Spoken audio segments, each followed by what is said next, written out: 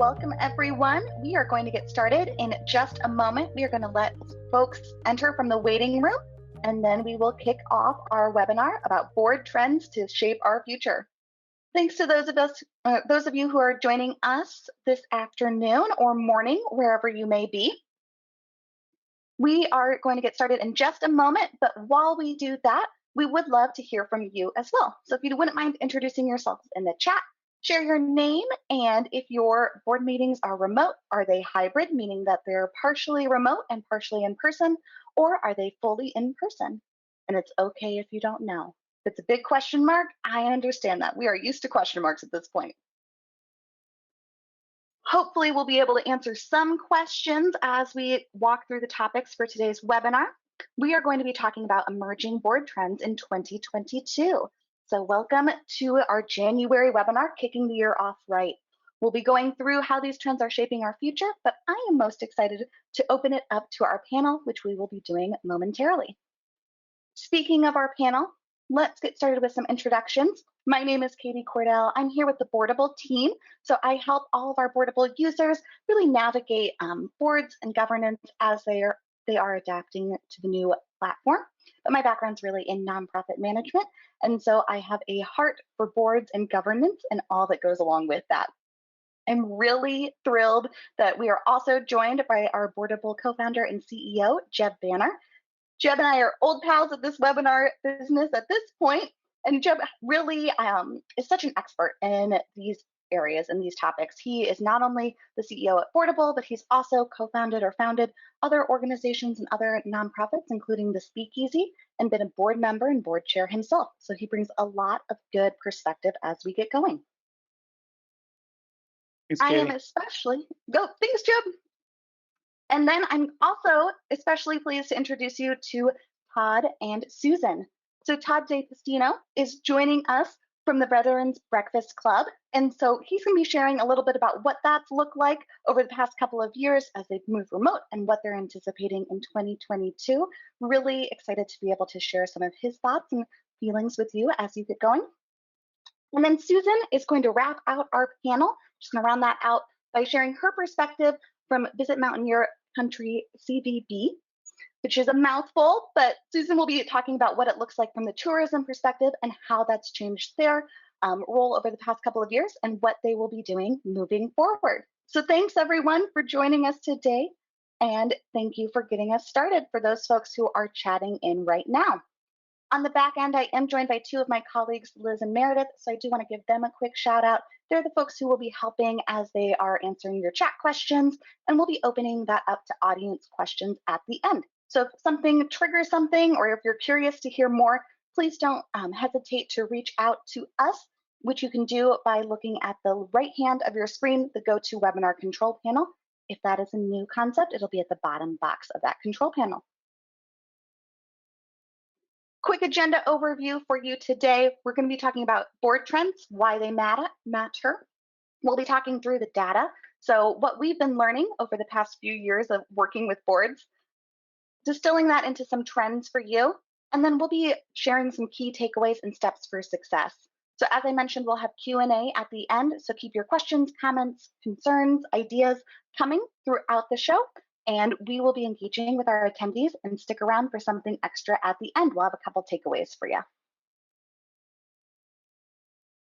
So diving in here, I really want to talk about why board trends matter. I think I talk to a lot of organizations that say, yeah, well, no, I've been working with boards for a long time. I know how it goes. I know what they expect. I know what they want. But I think if the past 2 years have shown us anything, it's that change is the only constant. So we really need to be identifying ways that we can continue to engage our boards and continue to provide value to them. It's important to remember that boards are not just for your organization, but they're also for the board members and their own involvement. Todd, did you have something, or just shifting? No, you are quite all right. Just don't want to miss out if you had good wisdom for us. So just wanted to kind of level set. This is why we think that board trends matter, and really why we're so excited to be diving into the data as we move forward today. So without further ado, let's talk about data. we have graphs for you. So stick with us, and we are going to be nerding out a little bit together.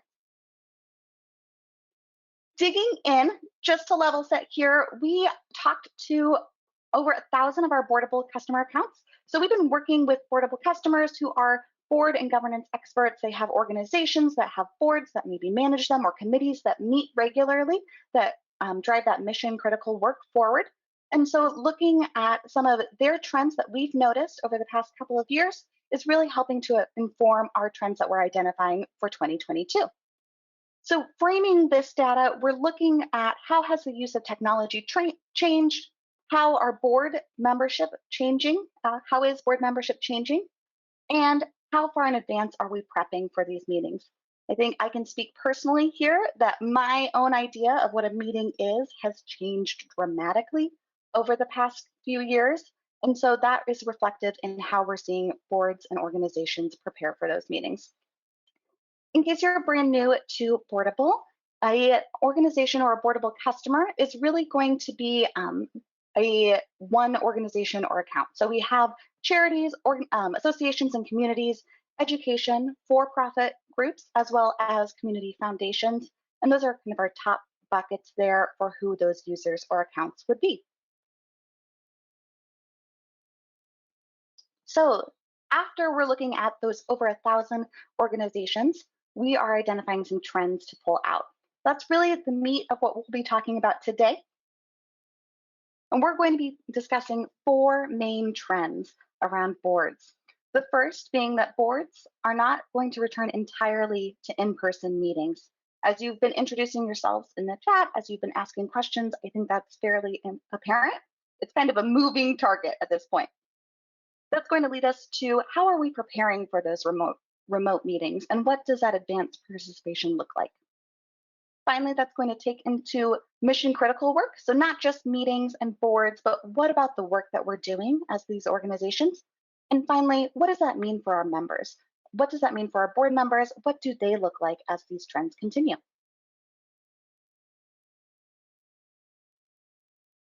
With our first trend, again, that's boards will not return entirely to in-person meeting.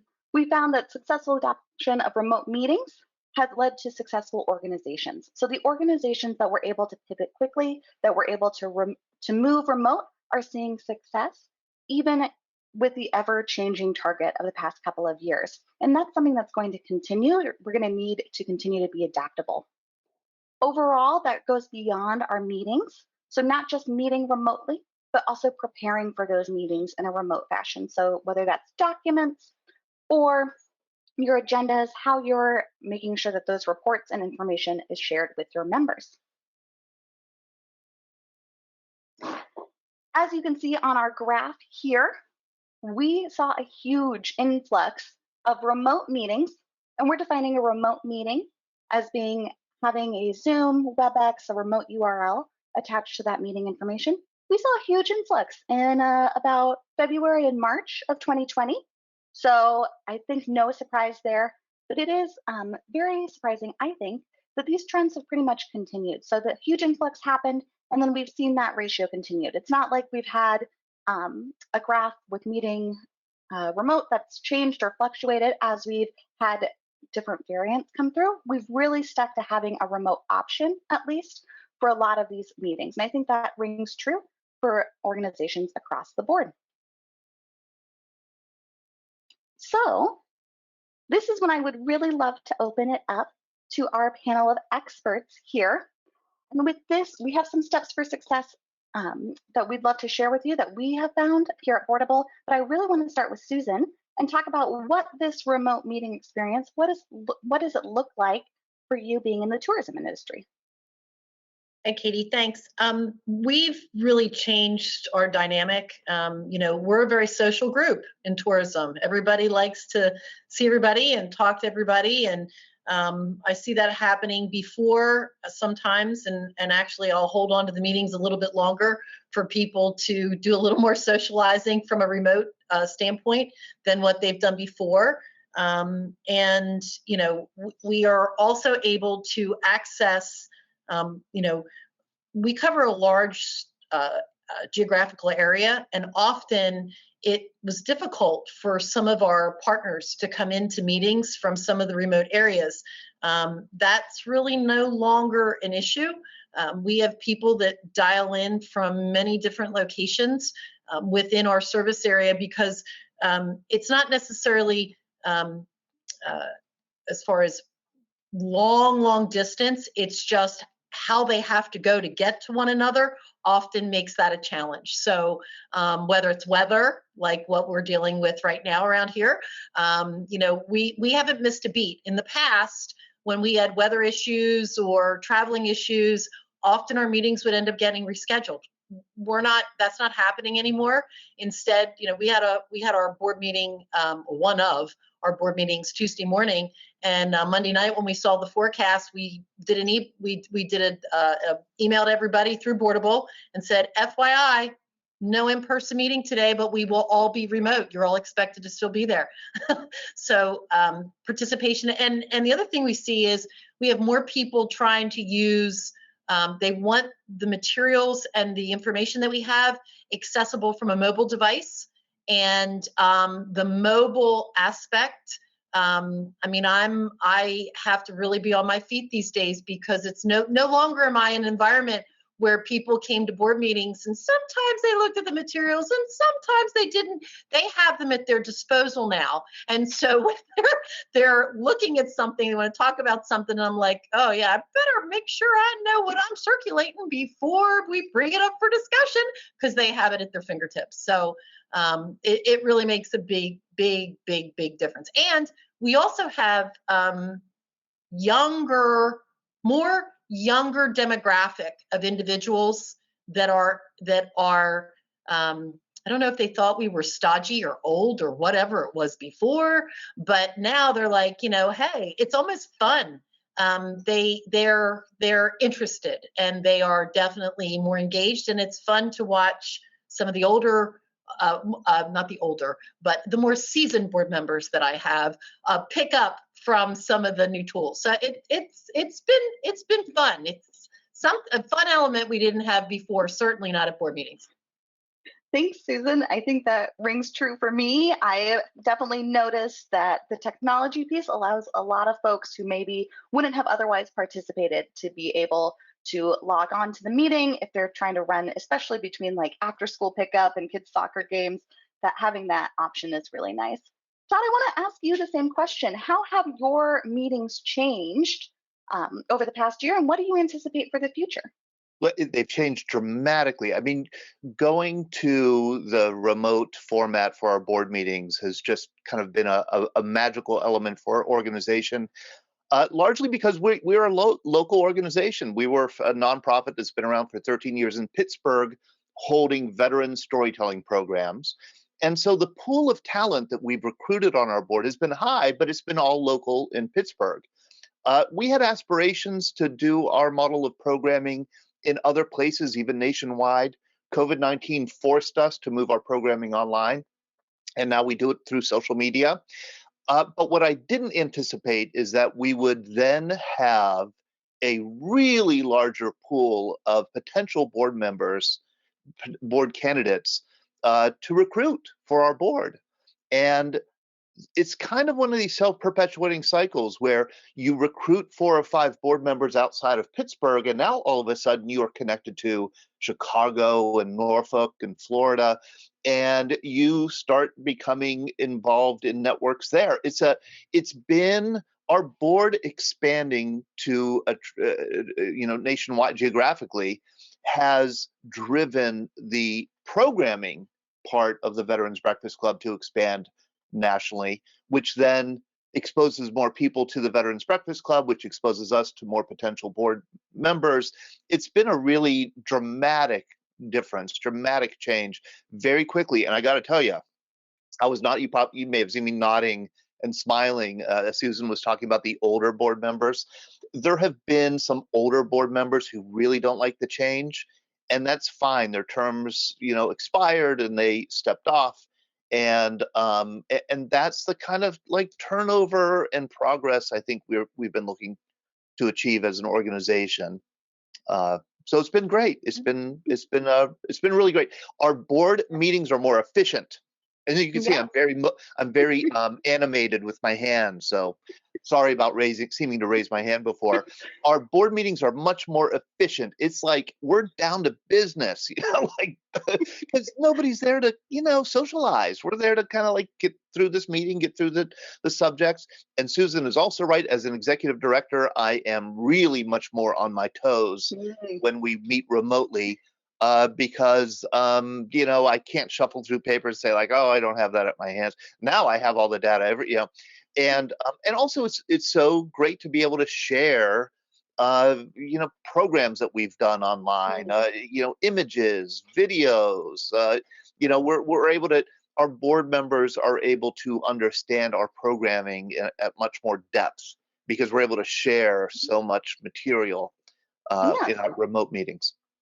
I think that's a perfect segue, and I'm going to open up this question to Jeb now around how you use that on-screen experience to drive engagement, or how you are using it during your board meeting, whether that's for just sharing information or if there are other resources available too that you've seen people be successful with. Yeah, I think that people have become much more intentional about the decks they're building for their board meetings. And they're really thinking about this as a presentation, whereas before it was a little bit more of a handout, a board book printout, and then a conversation around it. So there's a little more showmanship, if you will, going into board meetings in what I've experienced and seen, more intentionality around the design of that board meeting in terms of that board member experience. I think you have a challenge with remote meetings is that not only are they staring at this board meeting, they're also staring at, well, there's Slack here and email, and they have all these things going on in the background. So they're in that screen environment, and so you have to really have something that grabs them and holds them for that conversation. I think doing things that are interactive during the meeting, asynchronous activities, where you're asking for feedback or asking people to share stories in the chat, really gets people engaged to lean in. Breaking into small groups is a good idea too, because the bigger the board, the more people are going to tune out, in my experience. The smaller, the more they're going to lean in. And that accountability, asking everybody to keep their camera on. Sometimes a little uncomfortable, not requiring, but asking is very helpful to make sure that people are really tuned in. I've certainly been guilty of not being tuned into some board meetings because I'm a busy guy and I got stuff going on like everyone else. And if this is a section of the board meeting that's not that interesting to me, I may not be paying the attention that I need to, but being able to have things during that time to make sure people are paying attention, little quizzes or questions, that's very helpful. I wanted to kind of double down on something that Todd and Susan spoke to a little bit that I've seen with a lot of our customers and with boards I serve on, both larger boards like United Way and smaller boards. It's allowed them to access a population of board members that before was really not accessible, either because of life circumstances or geography, whatever it might be. But you think about, working parent now being able to attend from home while they're providing childcare for their child, whereas before they couldn't have taken that drive across the city, and that would have required a babysitter and everything else. A lot of those people were shut out of the board experience. And personally, I think it's so important to have people serving on your board that are living the problem that your organization's solving. And sometimes those people don't always have the same resources that some of the wealthier people in your community have. And I think that this change has allowed boards to open the door to those kinds of voices to come into the mix. And I think that's create a more diverse board environment. Thanks, Jeb, and thanks, Susan and Todd. I am going to drive us to our second trend that we're seeing. I think these comments lead really well into the next topic I want to discuss today, which is around preparing for these meetings. Susan and Todd, you both mentioned, hey, this experience has forced us to be a little bit more on our toes, to up our game a little bit, to make sure that we're sharing materials that are accurate, timely, and relevant to our members so that they stay engaged. And we're seeing this in the data as well. And for our participants on the call today, just as an FYI, all of these stats that I'm presenting as part of this trends webinar are also going to be shared in an ebook that we'll be releasing and sharing with you to anyone who registered for today's webinar. So if you are frantically writing down notes because you're trying to keep track of the slides, we'll share that out with you afterwards as well. So we are seeing here that boards are scheduling their meetings farther in advance. And I think this goes back to preparation. So again, I think this just enables, or excuse me, exacerbates one of the trends that we have seen along the way, is that people need to have a longer preparation time for their meetings. People want that. They want to know, hey, I have many competing interests. What makes this different? How can I prioritize this? And we need to be giving our board members the ability to do that, or else we're going to get lost in the clutter and in the noise. You can see this trend continuing. This green graph at the top shows you how far in advance these agendas were prepared. So back in January of 2020, we were really seeing a 50-day in advance preparation period from when the meeting happened, which is wild to me, that someone would have their agenda ready that far in advance. And this is really blown up. It's over doubled the amount of time that people have their agendas ready to go, because they're either using a template or they know that their board members need that information in order to make those valuable decisions about participating. Around this topic, we do have some success steps for you here too, but I want to really spend more time talking to our panel here. So I want to open this up first to Todd and talking about how are you empowering your committee members as they are preparing for their meetings? Well, I don't, it's not that I give our board members any more information than I did before. But what I do is, as Jeb said, I spend more time preparing a presentation, and I usually present a burning question, an open-ended issue that I don't know the answer to, or a larger strategic problem that the organization is facing, and I find that we get much more candid engagement than we did face to face. And it may be because the composition of our members have changed, and it may be the remote format. I'm not quite sure, but our meetings are definitely more robust. They're shorter, but they're more robust. And there's a lot more give and take. There's, helpful, constructive conflict and disagreement. And so it's been easier in a sense to engage our board remotely. And Susan, do you agree with that? Do you think that engagement has been easier, more challenging as you've moved to the remote space for some of your meetings? I definitely, I agree with Todd. Our meetings are so much more productive. It's funny, the advanced planning that we do now, we thought we planned in advance before. We didn't plan like we plan now. And I mean, we have our first meeting, we do all our board orientation online, all the documents that they need to sign, we send them out, they sign it's on Boardable, the documents need to be signed. I even have board members this last go around that I sent something out and honestly didn't realize I sent it as a signable document. They signed it and sent it back. I'm like, oh my gosh, how did they know I needed that signed? It was hilarious. So, we continue to learn, but they know what to expect. They come prepared, and just publishing as much as we can in advance. And I think that the templates and the agendas also help. They know what to expect. And our meetings are not there. Information changes, but we're getting committee reports and the committees are getting together, and we're empowering those committees. I think I've mentioned this to you before, Katie. I've brought some other groups outside of my board where we're involved in it's called a tourism advancement grant program. And it's something we do through one of our counties. And they wanted us to reinvigorate it, bring it back. And I'm like, the only way we're doing it is if we can use Boardable to do it. So we did. And we have a review committee that's a separate subcommittee. and they do everything. We do a poll, they vote, everything is there, and I can pull up my dashboard, and anybody can see this as part of that group. Where are we? How many people have voted? I mean, it's just made our ability to interact with the other members, not only, our other board members see this side committee work going on. It's something that we just wrestled with before, and everybody thought we had to get together, we had to show papers and discuss.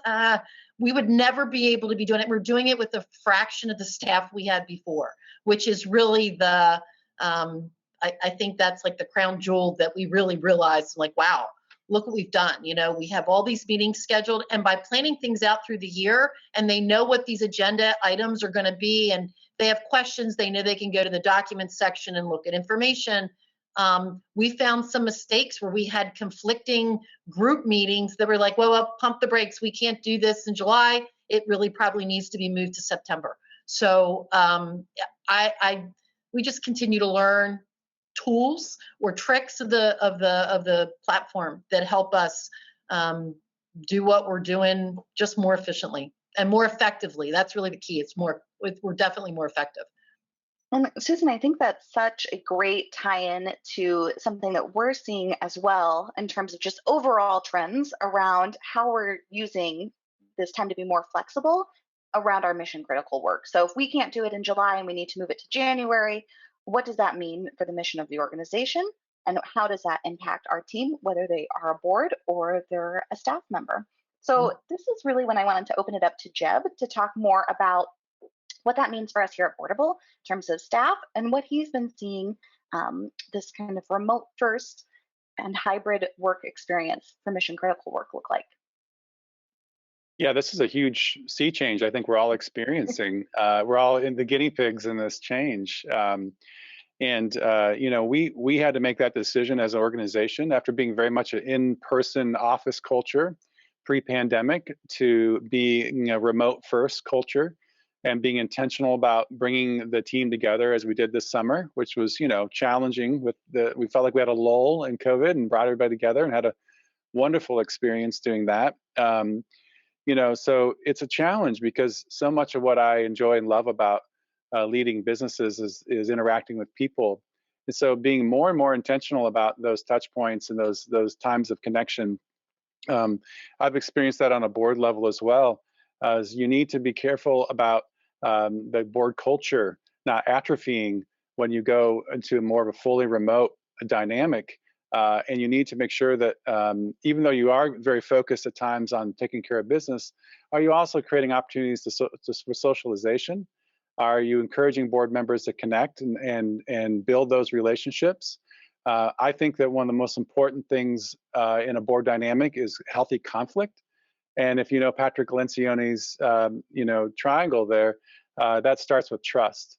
And so building that trust between board members means building those relationships so they can have those hard conversations about what's going on in the organization. And one of the stats that really stood out to me is this bottom one here. 78% of nonprofits globally do not plan to have a physical location for the next 3 years. That is mind-blowing to me, if you think about what that means.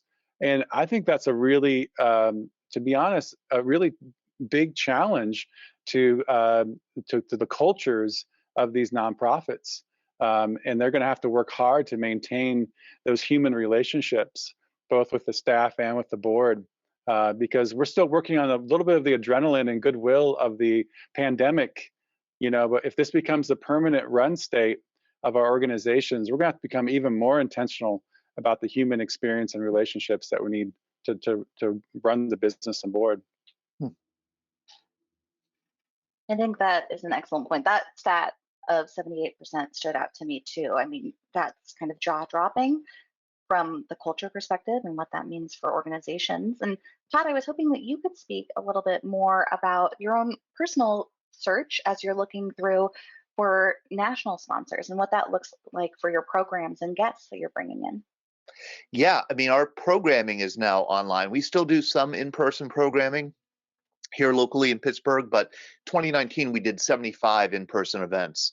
In 2020 we did 12. I'm sorry, 2021 we did 12, and this year we'll probably do about 20. Meanwhile, we do 2 or 3 or sometimes 4 online events a week.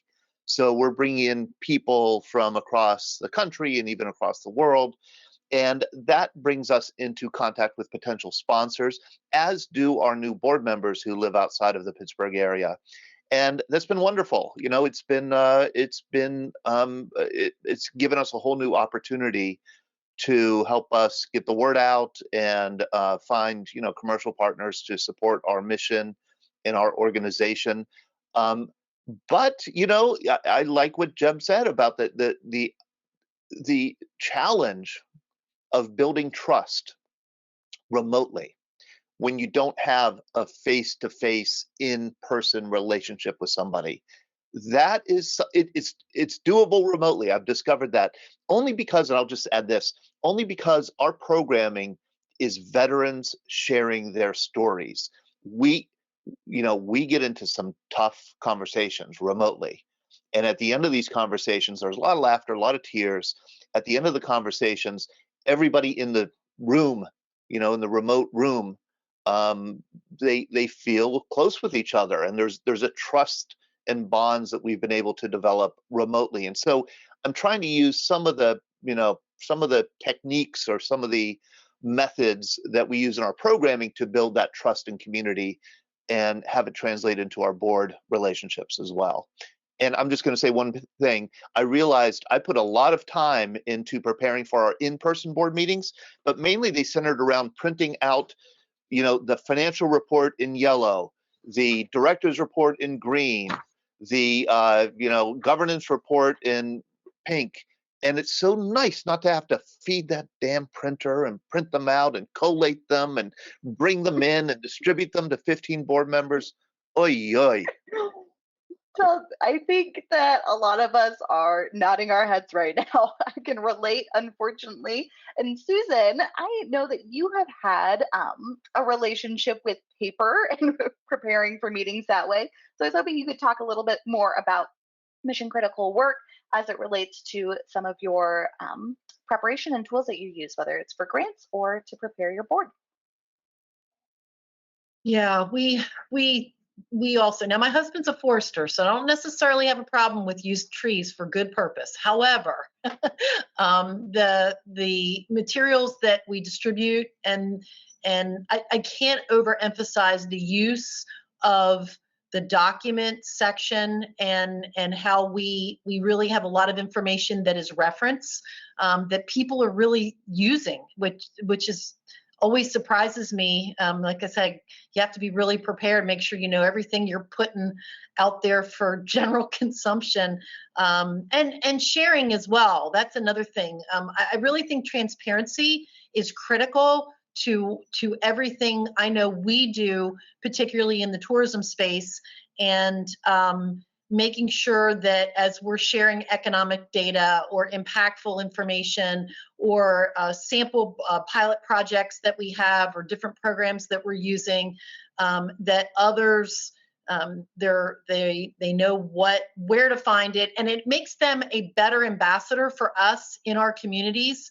We always like to have our board members and our committee members, because they're not always exactly the same people, but we always like them to be great ambassadors for us in the community.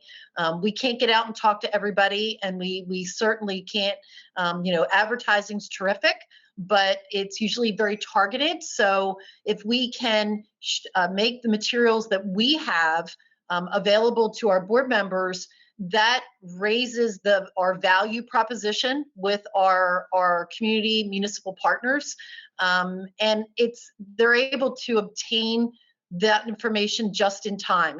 We can distribute all that we want at these board meetings, right? We'll go in with lots of video or volumes of information or lots of data, but there's times, no matter what we do, that people have a lot of different things going on in the background. Them knowing that they can go back and view it, or it's not just the advanced preparation, but it's like, I didn't really pick up on that, and they go back and they look at it again. It's making our jobs easier. And it's really making us bend and stretch in ways that more opportunities to do what we do with additional groups. I mean, I'll have board members that refer us to someone in a totally different state, a different place in the state of West Virginia. And you never know when you're picking up the phone who's calling and where they got the information. So it often comes from something we've covered. And I'm like, wow, that's terrific. Didn't expect these members or committee members to use and share our information. So it's neat to see. It gives us a different level of insight on what they're actually picking up out of the materials.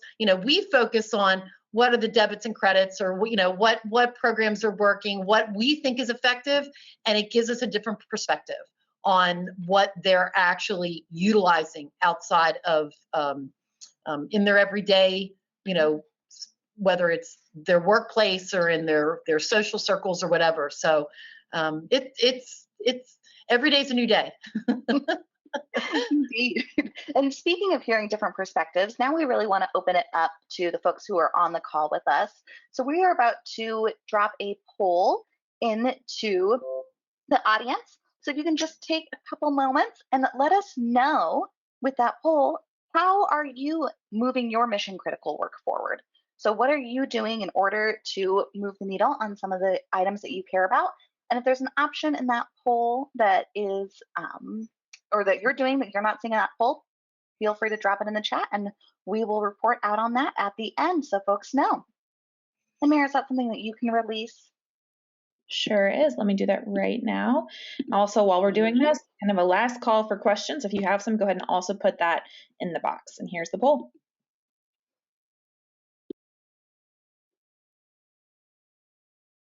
Great. We'll give folks just a moment to answer. These are just a couple of key things that I often hear. So more emails, more meetings, maybe trying to automate some of our communication and reminders. My personal favorite is using a consent agenda. So not taking up valuable meeting time with things that are old business or pretty much are going to be approved by our board. But if you have other ideas or suggestions, let us know.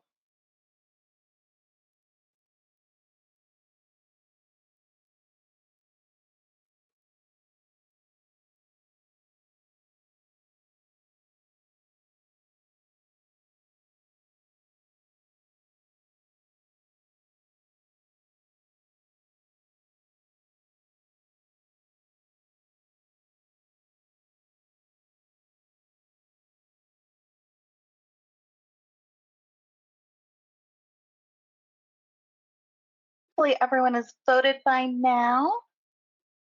Mayor, if you can just close that poll out and let us know about the results. Folks should be seeing those come through.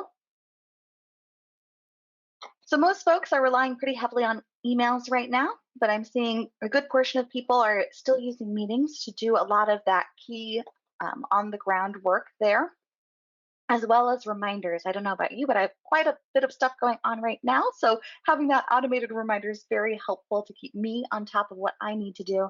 And then we have a couple people who just said other. So if you want to let us know more details about that, that would be excellent.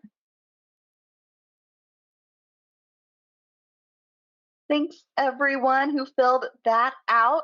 This takes us to our fourth trend around what our board members actually look like now. And I'm going to open this up to our panelists to answer about what their boards are looking like. You know that Susan and Todd just shared some of the things that their boards are doing, but I also want to open this up to Jeb to start us off with this topic. I spoke to this a little bit earlier. I guess I jumped the gun, but this is definitely this is definitely something that we're seeing quite a bit with our customers and with the boards that we know and serve. And I think it's a wonderful thing that we're seeing that there's a lot more opportunity to serve on boards. I apologize, my dog is very excited about someone in the front yard right now. So the joys of remote work are being experienced here, as I'm sure you all appreciate and understand. But yeah, this ability to recruit folks, regardless of their geography or of their personal situation, in terms of their ability to show up in person, is huge. And that's just fantastic. And we've seen this in our data. 54% of our customers increased their geographic footprint during the pandemic. And some of that may have been, hey, I'm moving to Florida for the pandemic, but some of that was net new board members joining, and that's a trend that we think is going to continue and expand. I couldn't agree more. Todd, I want to kick it to you next and really talk about what does having a distributed board mean for you? What does that mean in terms of resources and connectivity? What does that look like? And Susan, that question coming to you soon too. Well, for us, maybe unlike Susan, it really does mean dramatically expanded geographic network, and the ability of our organization to make that move that we've contemplated for so long, but didn't quite know how we were going to pull this off. Move from becoming an organization based in Western Pennsylvania, and that really operates in Western Pennsylvania in the Pittsburgh area, and expand our footprint. And we're in one track that we're following in that expansion, because you can't expand everywhere at the same time necessarily. One track that we're following is where our new board members come from.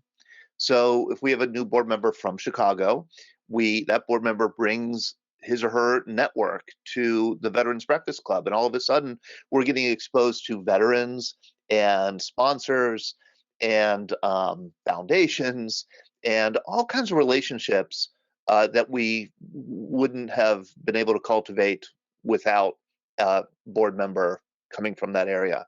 So it's we have 12 board members, and 5 of them I've never met, and that's really remarkable to me. I work with them all the time, but we've never met in person. That is remarkable.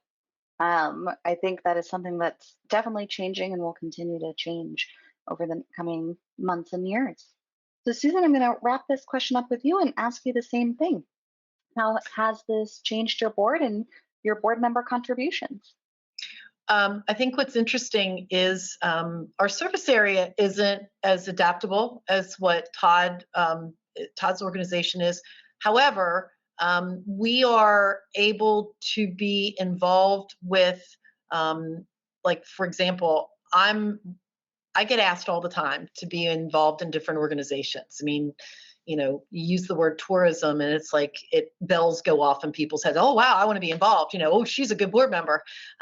And now when we're asked to get involved in other things, it's like, look, do you use a remote platform for the board meetings? Because if so, then I can consider it. If not, I mean, in the past, I was involved in half as many, and sometimes it's good and sometimes it's bad, but our ability to, as board members, their skill sets are even more diverse than what they were, because being focused, there's only so much time. I mean, I would look at a meeting, okay, what's my travel time? What's my commitment? Then what's the pre-meeting, the post-meeting, and so on and so forth. Now, I'm not wasting a lot of that time, and it allows the board members that we're getting are almost, the diversity of their skill set is different because, and I actually, you all know, I have several organizations. I'm like, listen, okay, we want to get involved. Here's the platform we need to work with, because I have several organizations that are all in Boardable now, and I can click between those organizations and we're all doing, one sends a piece out and I'm like, they don't know about this, and I share it over there. I mean, it's really just stepping up everybody's game. And the more that, like yesterday I was asked to be on some, I don't know, I didn't even get all the details, but that was my first question. I said, is it an online platform for the board meetings? Because this traveling across country to do this stuff, I can't do it. We get more done on our Boardable platform than we ever did in our face-to-face board meetings cycle. It just we get so much more accomplished. Thanks, Susan. Speaking of time commitments, we are wrapping up towards the end of our time together. So in summary, just wanted to again point out those key trends and some of our key takeaways. A lot of these things have been mentioned here today, but I'm going to leave this slide up for now, just so we can see, are there any final thoughts from our panelists today before we open it up to our audience questions? I'll jump in with one final thought, and that is that, I also have served on a couple boards. One of them is a very local, small historical society where I live, and one suggestion I made to the board is, if we move our board meetings, I mean, we all live in the same neighborhood essentially, so why do we even need to do a remote board meeting? If we chose to go remote, we could start recruiting people who are from our community but now live in California. They've made it big. They live in Dallas, Maybe we could recruit them to kind of come on and stay connected to their roots, and that has worked. That has worked. That's great to hear. I mean, what a wonderful way to end today. As we're opening it up to our panel, Mary's going to come on and share our questions, and we will punt those to our panelists.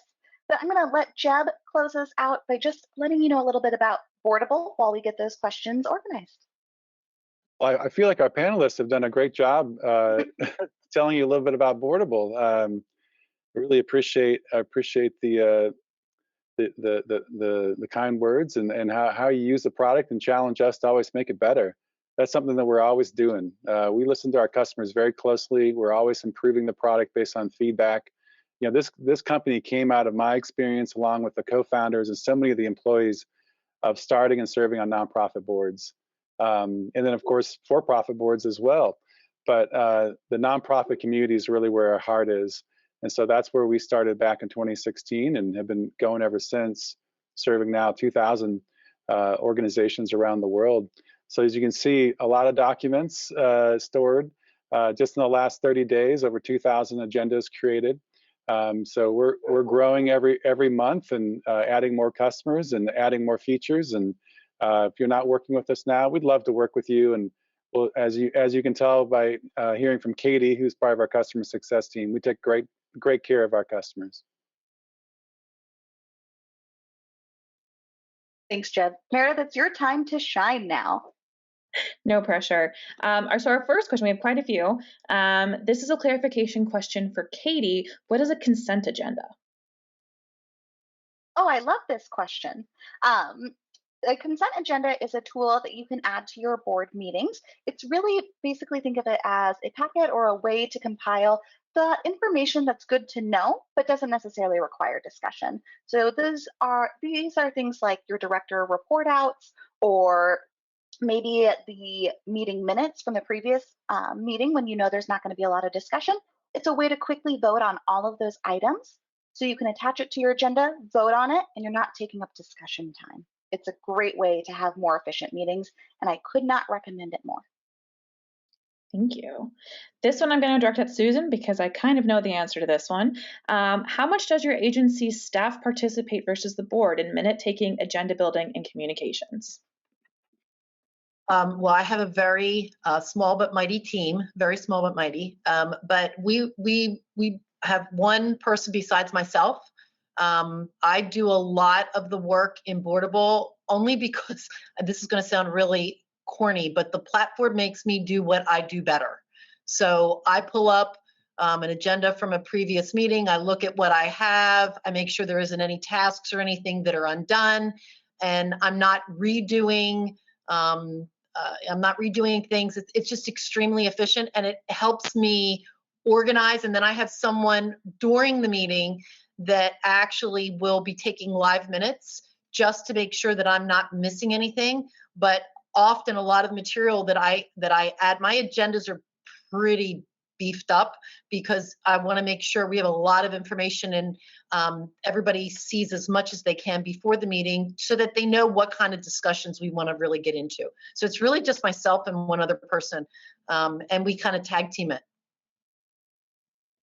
Thank you. Todd, I've got one for you. Knowing that community is so important for your organization and the board, how do you balance efficiency and interpersonal relationships and connections when you have those meetings that are hybrid or remote? This person is hearing from board members they still need and want connections with each other. Yeah. One thing that helps is that we have a lot of a lot more committee meetings than we used to have. In other words, it was hard. You get people to a quarterly board meeting, and that's a heavy enough lift. And then to ask them, okay, in between these board meetings, you're going to have your committee meetings. You're going to have to find a place to get together. You're going to have to schedule time.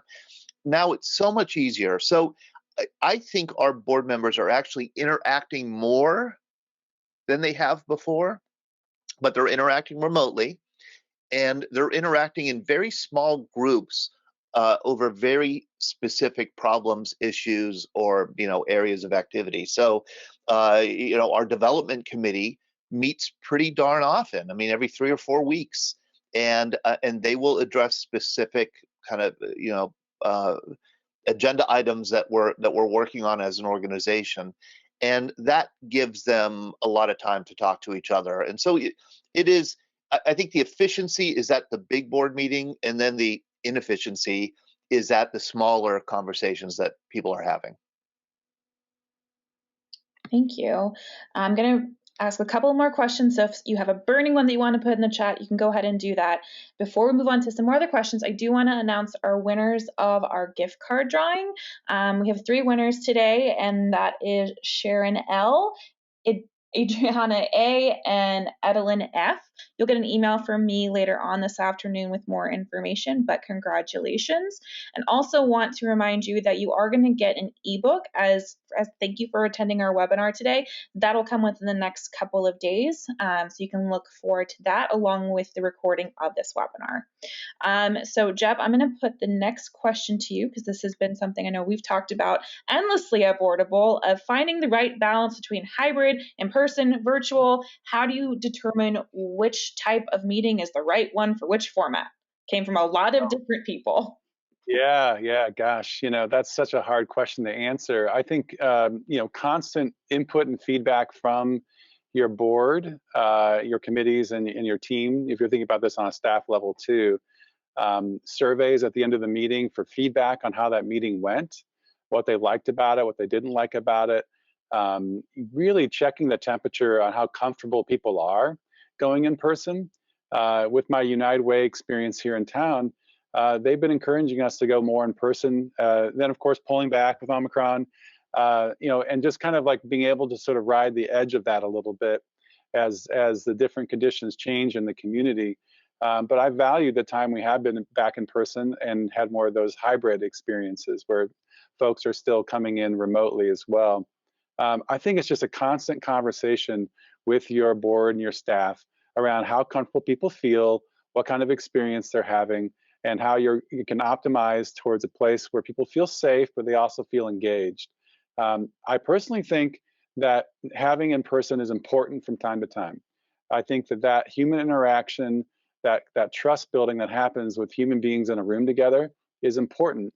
But to what Todd and Susan have noted, that there's a lot of acceleration that can happen by using digital tools to have meetings in between those in-person meetings, those committee meetings, et cetera. So I think that the future is hybrid. I think that finding that balance will change as your organization grows and as the conditions in the world change as well. So it's a kind of a I don't know answer. It's just, it's a sign for answers, right? Yeah. It's everything and nothing all at once. I'm going to open this one for anyone, because if you may have experience with this, but does anyone have any issues or friction with board members and recording board meetings? And if so, how do you manage that expectation? Is it something you put in your bylaws, consent before the meeting starts? How do you manage that? I'll answer real quickly. We've asked for just consent as the meeting started. We haven't. People think there's going to be more pushback. It's just a fear of the unknown. I really think is what it comes down to. Like, what are you going to use the recording for? Well, there's a lot of discussion, and we need to make sure we don't miss anything. It's that simple. But yeah, we just ask beforehand. We've talked about putting in our bylaws, just haven't. Bylaws are a funny thing. They don't get updated often enough. And then, so we haven't gone that route, but the pre-meeting consent has been great. Yeah, we still, in our bylaws, it says that we can communicate with one another through telegraph. I mean, that's how old our bylaws are. So we haven't put it in our bylaws either. We do record our meetings, and it has proven. We simply I just inform people we're recording it, just to let you know. I don't really give them the option to opt out. And then board members who can't make the meeting will access and have accessed the recording, and that's been very helpful. Perfect. So I'm going to wrap it up with one question. And Katie has mostly been, innocent in this. I haven't gotten one for her. So we're going to do this to her. So we didn't get your question today. Have no fear. Someone from the Boardable customer success team will follow up with you if it's something that we can answer, which I think the ones we have are. Katie, how do you overcome the learning curve when introducing boards to Boardable? For Boardable specifically, we have a dedicated team that can help with that. So depending on your plan type, that might look a little bit different. If you are an up and coming organization and are on kind of our baseline plan, we have webinars like this, but they're much more in the weeds about what Boardable is and how to better use it. That is not just for our advocates, but also for those board members who might be a little bit hesitant. I think one of the easiest ways to get over that initial kind of gut reaction of like, oh no, change is hard, is to let them know that we're going to be with them every step of the way. So whether that's helping them learn how to log in at the first time, we have support chat, we have a success team to talk through those best practices and to let them know we're real humans who sometimes have dogs who bark during webinars. And so we have been there and we have the background to know what some of those pain points are. Meredith, did that help answer the question? Yeah, or did I just answer what I wanted to? No, that was great. And I will say it's not a Boardable webinar if there is no dog barking. It's every time. It's part of the hybrid working remotely world. So just today it was Jeb's and not mine or Katie's, that's what's rare. So thank you so much for joining us today. Special thanks to Todd and Susan. If you have questions, you can reply to the email that you'll get with the recording and the ebook, or you can pop it in our chat on our website and someone will be happy to answer it. If you put it into our question box here, we'll get to that for you today as well. Thank you so much for joining us, and we will see you next time.